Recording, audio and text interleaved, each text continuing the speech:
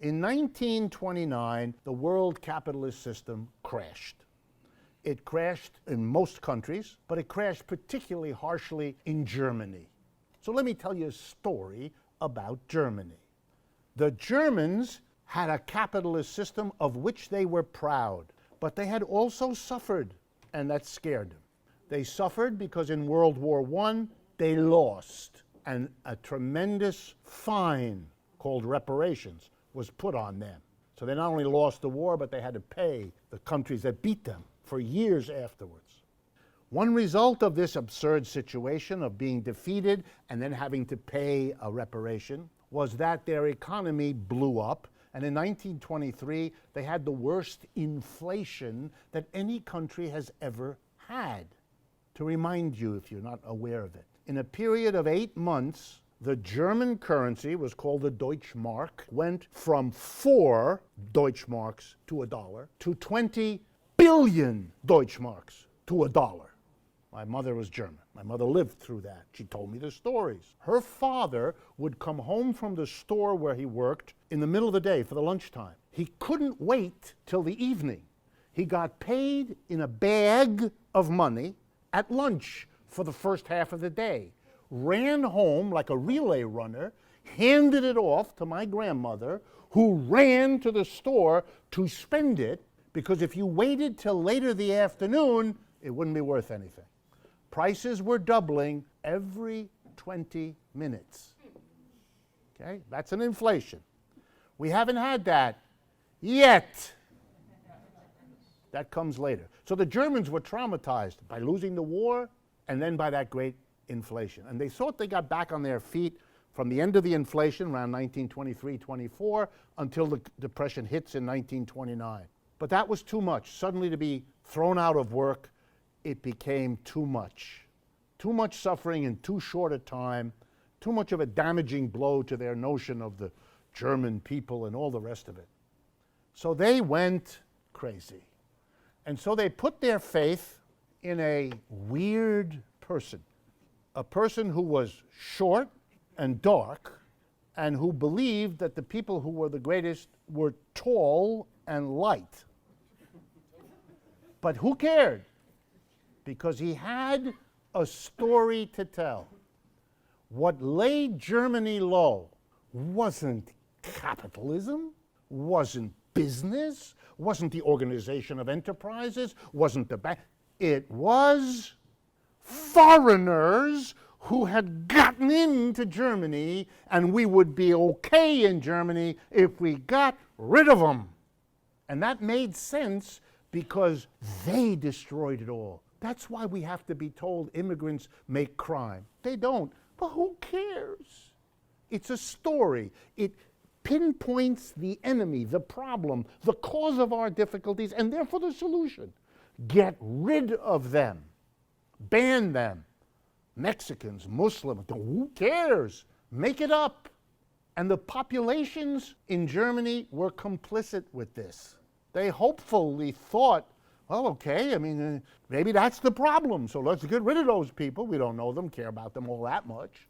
They probably didn't imagine that they would be killed, but at least get them out. You focus on immigration as if it were the problem. That's its point. It's to deflect criticism of the system onto something utterly unsystemic. Gives you somebody to hate, gives you somebody to point the finger at, gives you somebody to be angry about, gives you a politician who says, vote for me, I'll take care of it, I'm gonna put a wall, I'm gonna keep them out, I'm gonna, and nobody else is helping you. Mr. Trump to Mrs. Clinton. What's she doing for you? She's Obama light, and so it's more of the same. I'm gonna actually do something. And given the choice between something and nothing, a lot of people choose something. You know, Mr. Trump has been trying to run for president, I don't know, all his life. He was a standing joke until the system crashed in 2008, whereupon he becomes a serious candidate. He's a product of a system breaking down.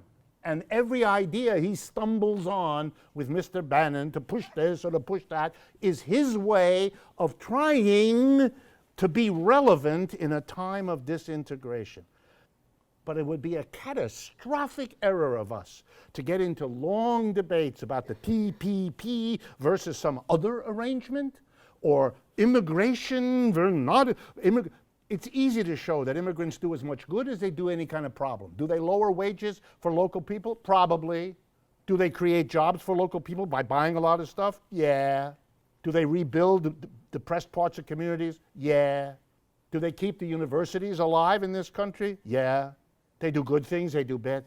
Like anybody else. They're a mixed bag. But are they the problem? Not even close. If they stay, if they don't stay, our problems will remain. And for those of you that haven't paid attention, the control of the White House is the least of it. The Republicans now have a majority of the state governments in this country. They have a majority of the positions at county level. I mean, they are everywhere assembling a notion of what's going on that is the antidote to a systemic critique. The Democrats don't dare have a systemic critique. The Republicans are busy deflecting us away from a systemic critique, which means that we have to do that, or else there's no opposition. And then it'll continue, because the economic problems of this society are not going away. We're not going to rewrite treaties all over the world to make them better for us and worse for everybody else. To believe that is to be crazy. So it's a very important time to avoid being sucked into debates and controversies that are not our business. What this country needs is real opposition. So maybe now, maybe with Occupy, maybe with Bernie Sanders at least opening the space, we can finally mature as a society and have two parties, Republican and Democrat, that are cheerleaders for capitalism, and a new political force, a new political party that has the courage to say, thank you, capitalism, you did a nice job, you're done. Go sit on the bench, or any place, go away. We can do better, and we're a political force that is working on that project, and let the American people actually choose. We shouldn't be afraid of going in that direction, because with each passing year, the majority is getting closer to that than it is to any other position.